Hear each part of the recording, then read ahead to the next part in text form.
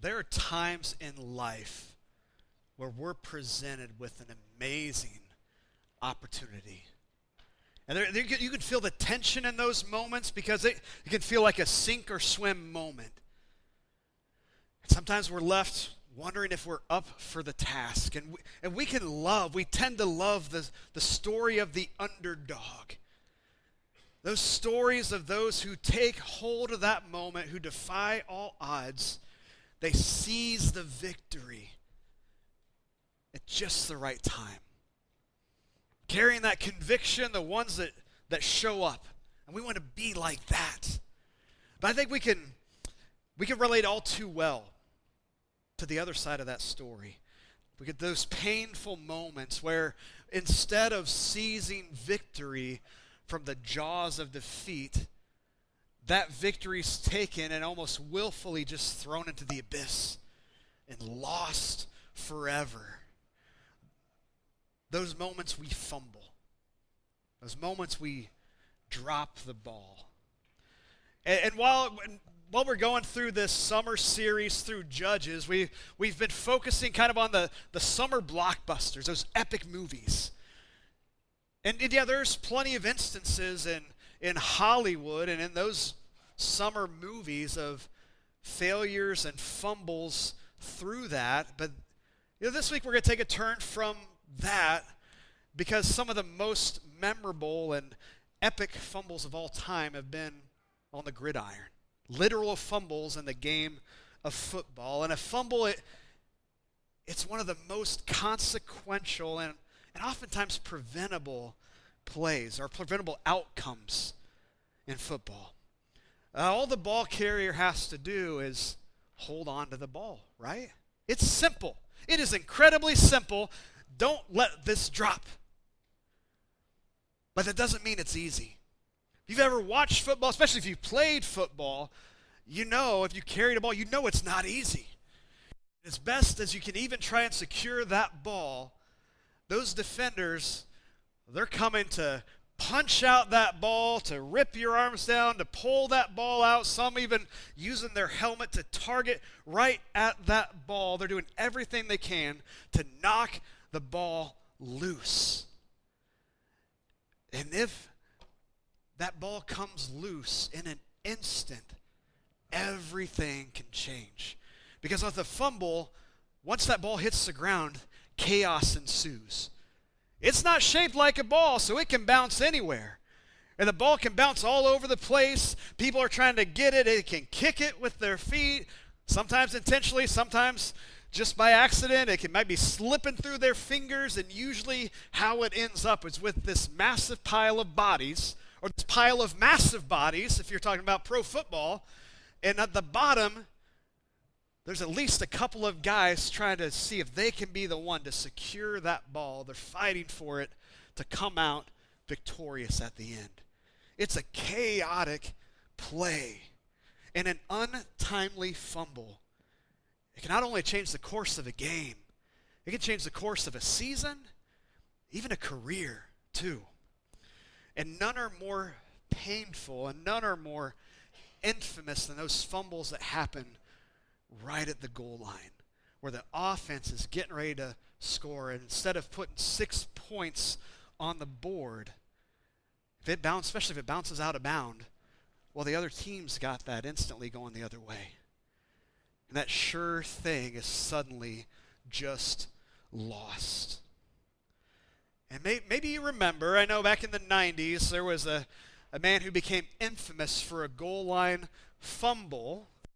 I think we got a Cowboys fan in the back, so they'll probably not remember this fondly, but you had Leon Lett. Now, this wasn't consequential in the outcome of the game because I think the Cowboys won. It was a Super Bowl. They won it, 52-7. It was not a close game.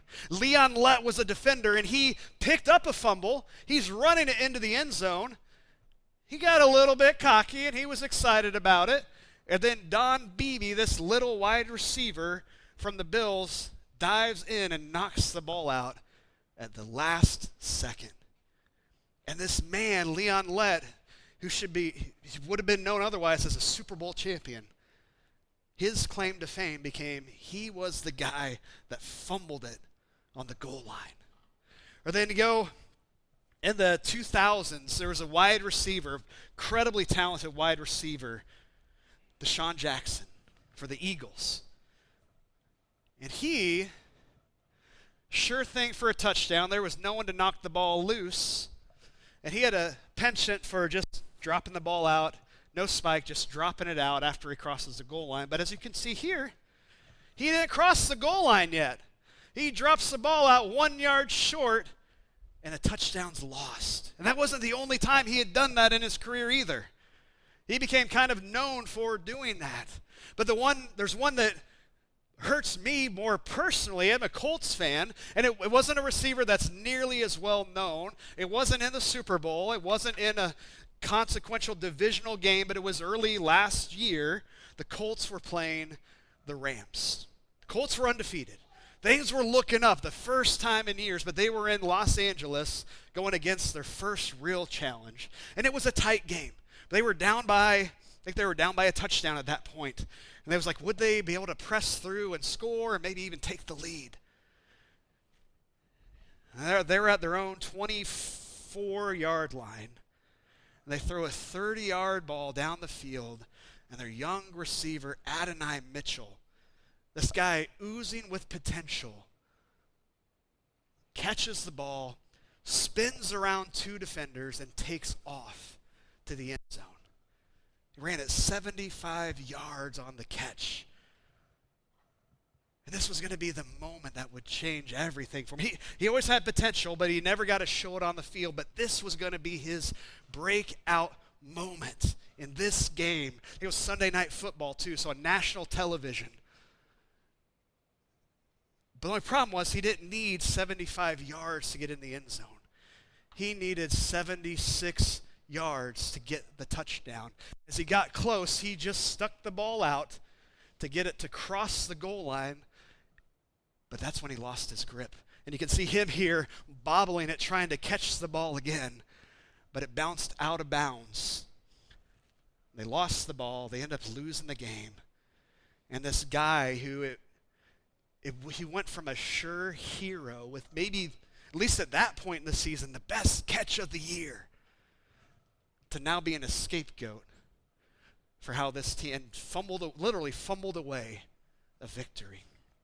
He barely saw the field after that last year.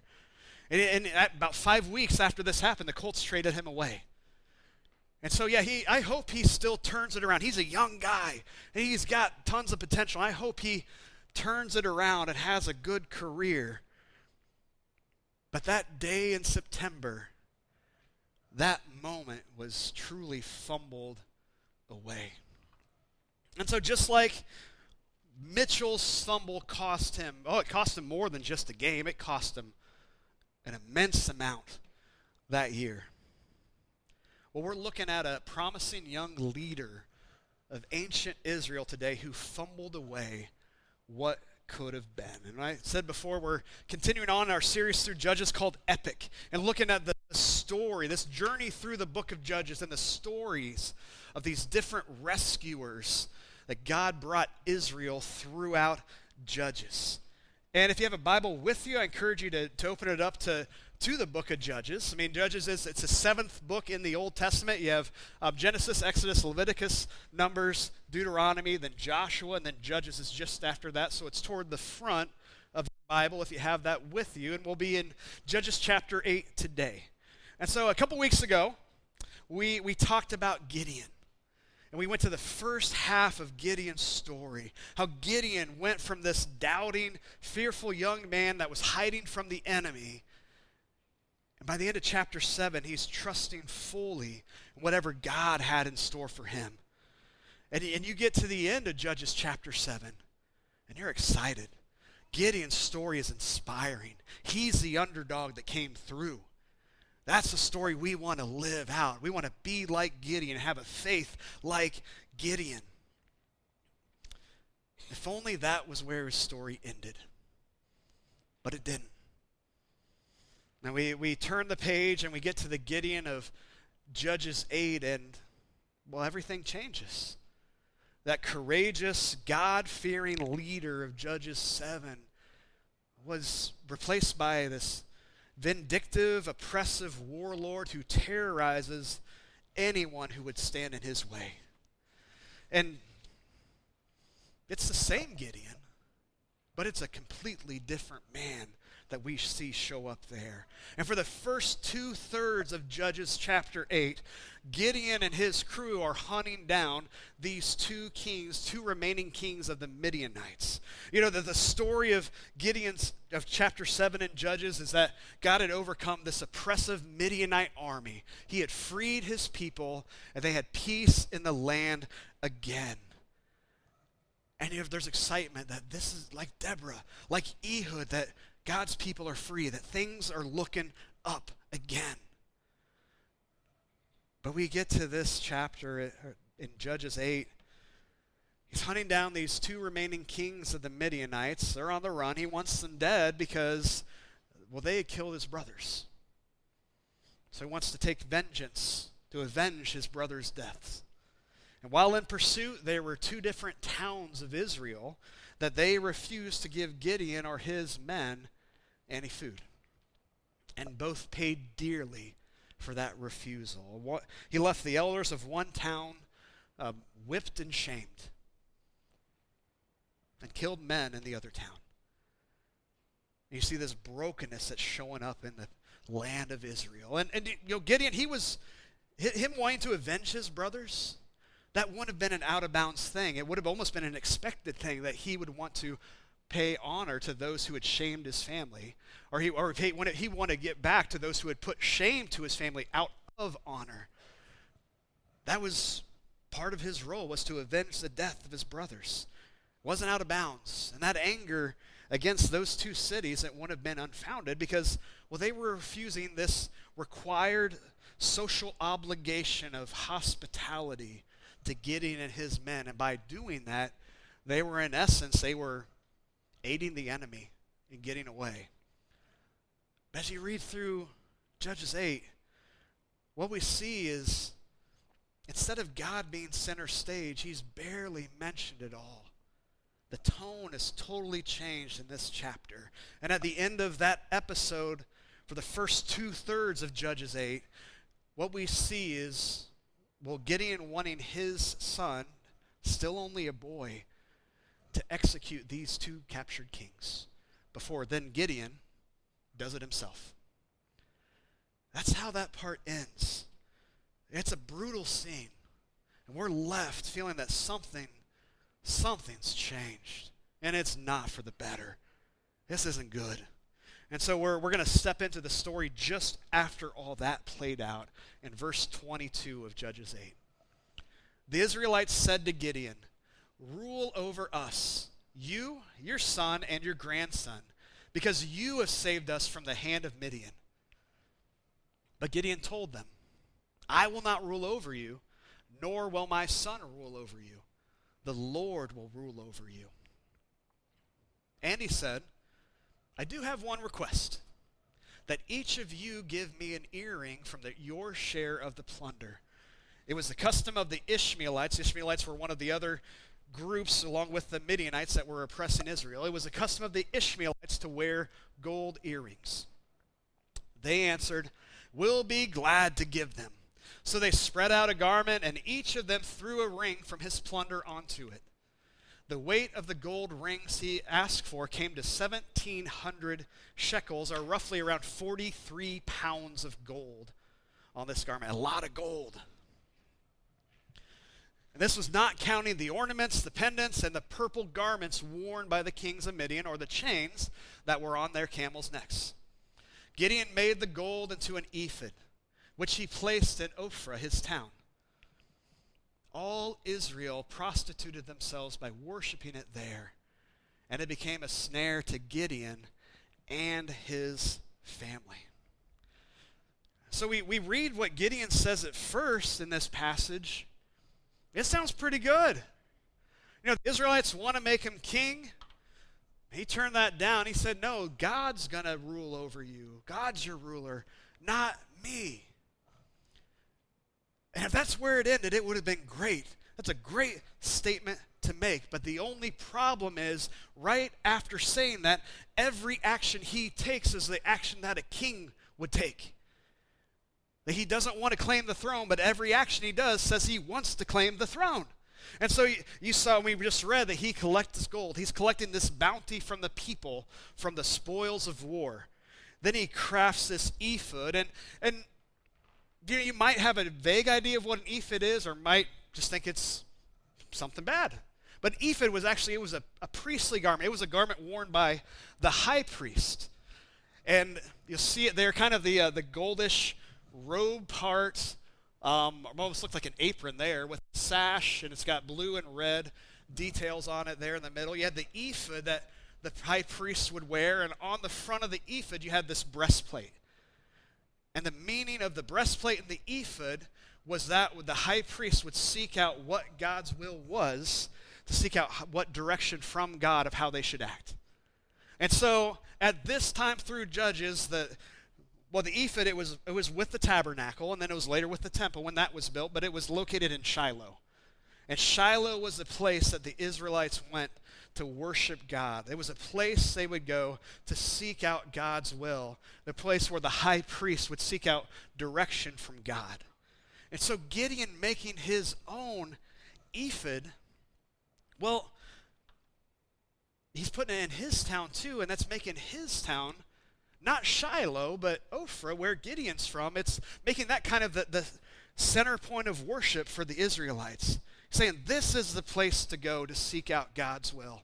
Not up there, right here. And he's almost establishing it as a capital, a focal point for the people. That this is the place where you worship. This is the place where you find out what God's will is. And in essence, in doing that also, he's putting himself in a position to be the one to consult, the one to give guidance to. And you have this action. Then if you read on, it says he takes many wives. And he had 70 sons by these wives. And then you also have, it says after that, he took a concubine. And a concubine would have been, it's really a second-class wife, sometimes taken purely for the means of procreation, to carry a family lineage in a male-dominated society, but sometimes it was simply for the husband's pleasure. And so he takes a second-class wife, and she gives birth to another son of Gideon, Abimelech. And Abimelech means, my father is king. That's a pretty big statement right there. If you're naming your son, saying, well, his dad is king, who's that pointing to if Gideon's naming him that? It's pointing right back to Gideon.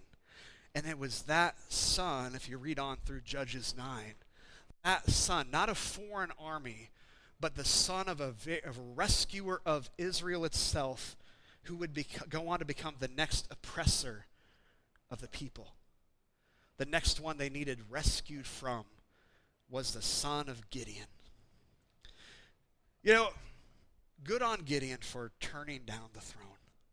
But did he really turn it down, or was he just paying lip service to that idea and then going about claiming it anyway? As we progress through his story, we see these subtle hints that there's a shift in his mindset.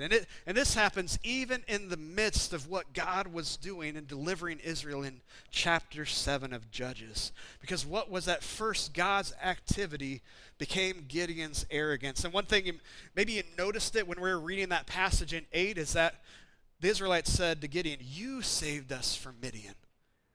And he didn't correct them either. He didn't say, it wasn't me, it was God. But they said, you saved us from Midian. But we go back in Judges 7, and what we see Gideon trusting God. You do see that the army's being whittled down from a bigger force that's still tiny compared to the Midianites, but it's whittled down to an army of only 300 men. And you see Gideon acting in obedience to whatever God had in store, whatever God would ask of him. And it's clear that God's the one delivering these people. It's not Gideon. It's not this army. It's God at action. And even whispers of what God was going to do were circulating around the Midianite camp before the Israelites made their move. And so Gideon, He rallies his troops. He rallies his 300 troops. He says, all right, get your trumpet, get your glass jug, and get your torch. He said, when I give the word, blow your trumpet and smash that jug on the ground. Then you're going to take your torch, you're going to reach it into the air, and you're going to say, for the Lord and for Gideon. And we wouldn't even think anything of it if nothing else became of it. But in light of reading chapter 8, man, that kind of looks like it's a seed where it's not just for the Lord, that Gideon's inserting his name in there too. And we go through Judges 8. Now that battle cry is flipped. It's not for the Lord and for Gideon. Now it's for Gideon. Oh, and for the Lord too. But really for Gideon. And that's that cry throughout 8, is that it's all for Gideon. And he has gone from a man who was fully trusting in God's activity to now being a guy who saw it as an endorsement of any action he chooses. Instead of saying, I'm on the side of the Lord of Lords, I'm on the side of the God over all creation, the one who spoke everything into existence. Instead of him saying, I'm on his side, he now is saying, God's on my side. And that's a major flip. And there is deep assurance, there is deep peace in knowing that God is not seeking to bring your life to ruin, that God is not waiting to strike you with a lightning bolt at every wrong decision, that peace that comes with realizing that God is for you. And the Apostle Paul even talks about that. Well, if God's for us, who can be against us? But what that isn't, it's not a blanket statement that God puts a stamp of approval on every self-centered, selfish decision we choose. And a question we need to ask, it's not with doubt of, is God really for me?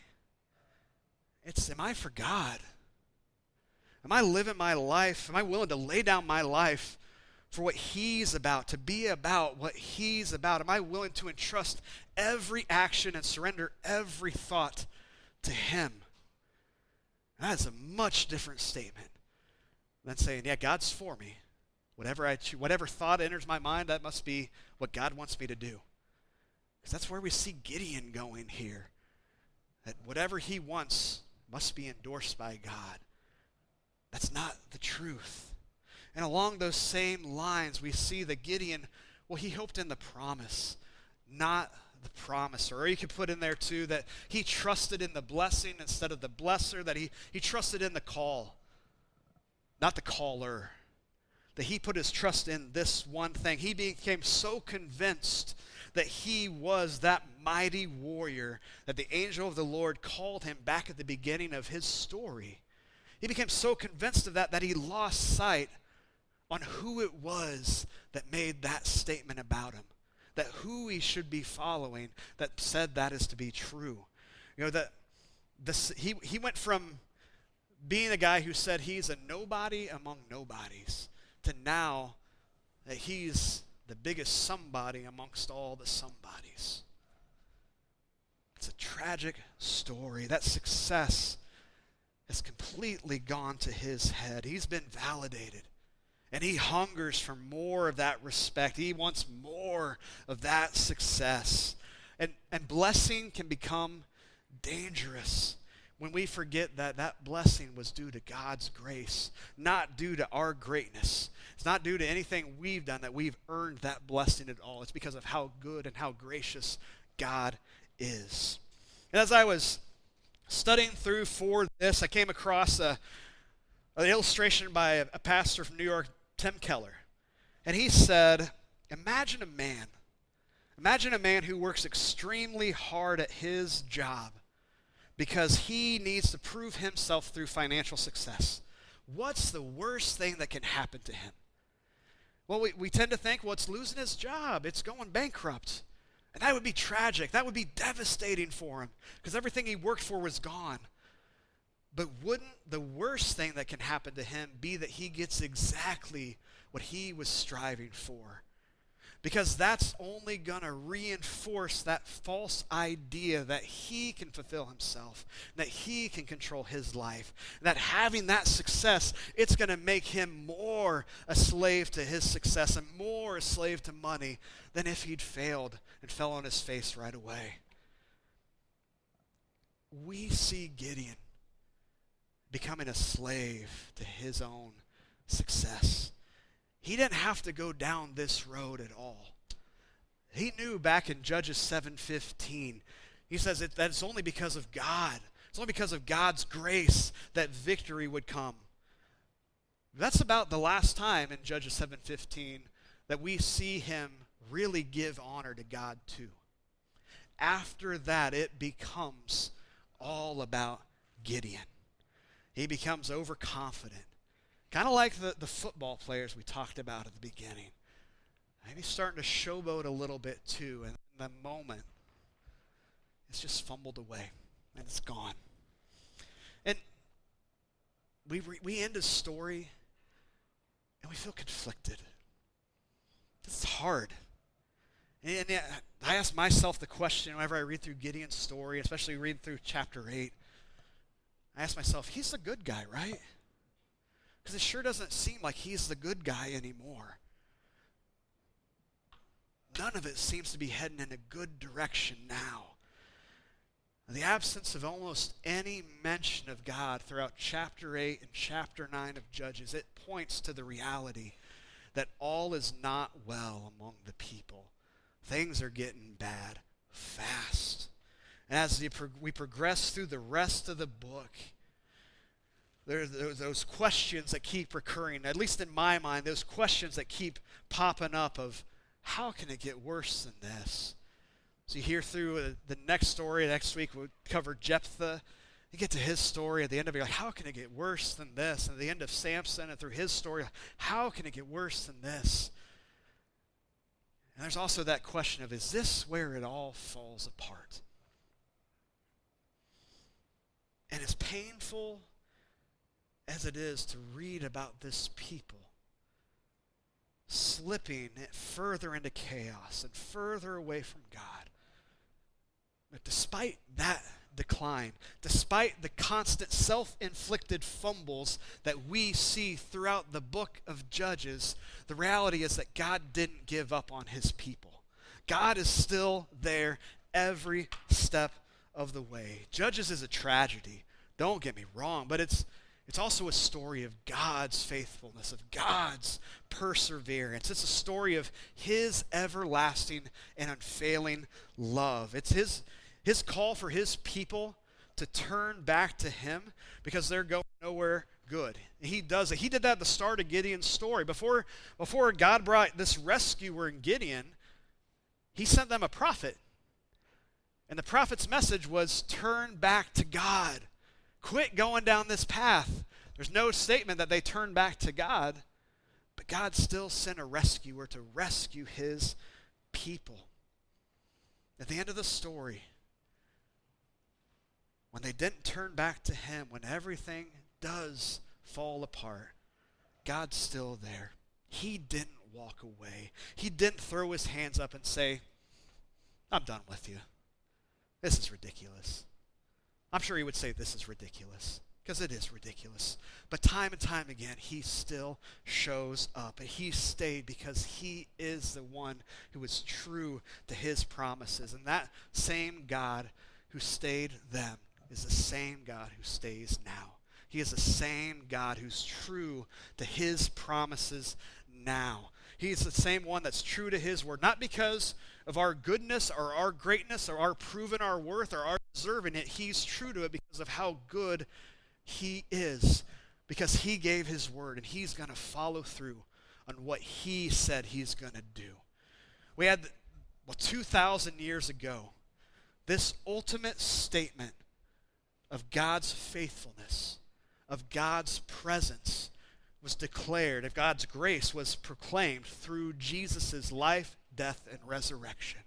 And now this side of that, because he lives, we can face whatever comes our way. Because he lives, we can know we're not stuck in the muck. We're not resigned to the mess. Maybe you feel like you fumbled away. every good thing that's come your way. Maybe you felt like you just are consistently the architect of your own demise. Or anything good and any opportunity, you mess it up. You're not resigned to the trash pile because Jesus lives. He is not given up on you. He's the one who did not give up on his people. Look to him today. And that same call he gave to his people back in Judges 6 to turn back to me is that same call he gives to us. Turn to me and live.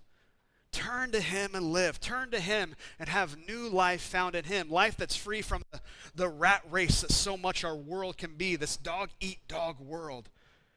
That God has something better in store and something better he's working. And we get to be part of that. Not because we've earned it. Not because we're good enough. But because he is just that good. Church, let's trust in him today. Would you pray with me? Lord, thank you. Thank you for your goodness and for your grace. Thank you for being the one who always shows up. For the one who is faithful and true. Lord, will we put our trust fully in you? Because you have and you still do change everything. In your name we pray. Amen.